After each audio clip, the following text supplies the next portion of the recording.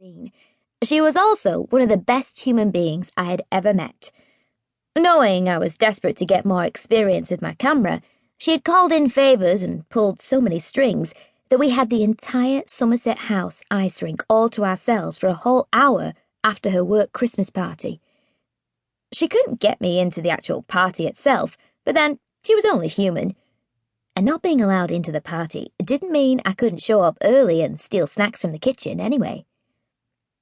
"And you know you're my favourite model," I replied, pulling a mini mince pie out of my pocket and shoving it into my mouth when she looked away. "It'll be over much faster if you stop moving." "Stop moving, look softer, point your toe, tilt your chin," Paige grumbled. Even when she was sulking, she was still beautiful. "Are you all packed for the wedding of the century?" "Bags packed, ticket booked," I nodded. Kikipi is so excited, and I can't believe he's getting married. "There's someone for everyone," she said sagely. "Except for me and you, obviously." "Obviously," I agreed. I think it's going to be incredible. Maybe we can pretend we're getting married instead of playing bridesmaids. Though Kikipi and Domenico's wedding is bound to be more impressive than anything I could pull together. "I do feel a bit weird about it, though," Paige said, tilting her head upward and catching the light perfectly. Whether she liked having her photo taken or not, she was a natural. "I barely even know Kikipi, but he said he needed a blonde bridesmaid or he couldn't fulfill his Charlie's Angels fantasies."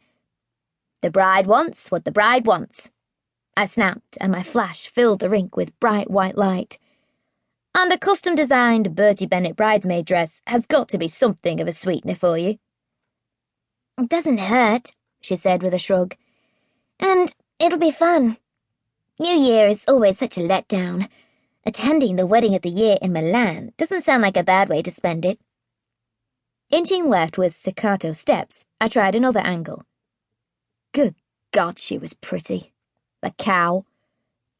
In all honesty, I thought it was a bit odd for him to ask us to be bridesmaids, but, I don't think he knows that many people, I said, my ankles beginning to ache inside my slightly too tight skates. How long had we been out here? It only felt like a moment. Obviously, he knows a lot of people, but I don't think he has that many friends. He and Al were holed up in that house in Hawaii for so many years. He was practically bouncing off the walls every day in Milan. I can't imagine what Amy's putting up with in New York. "I can't imagine the two of them living together. I'd be hard-pushed to say which one is more mental." "Poor Al," Paige said with a shudder. "Are we nearly done? I'm freezing my jacksie off." "And a fine jacksie it is too," I said, gazing at her through my viewfinder and forgetting how cold I was, how much my ankles hurt, and everything else that wasn't the perfect picture. "Almost done. 2 more minutes." London had decided to play nicely for the Bell Christmas party, and the miserable rainy weather that had been bothering the city all day had been replaced with a beautiful, crisp, clear night sky. Paige, wrapped up in long scarves and fluffy mittens, looked like a winter fantasy dream girl, and with the beautiful backdrop of Somerset House behind her and bright white eyes shining below, it was like a Christmas card come to life. "Apart from bullying your friends into playing model, what else have you been up to since you got back?" she asked, reaching up to pull her perfectly imperfect blonde fishtail plait over her shoulder. "I've hardly seen you." "That's because you keep cancelling on me to play with your fancy new fashion magazine friends," I pointed out. Paige had moved from Gloss to Bell while I was working in Milan, and now it seemed like she never had time for anything but work. Her new job sounded just like The Devil Wears Prada, only without so much eye candy or free Chanel accessories. "I've been working for this photographer, S.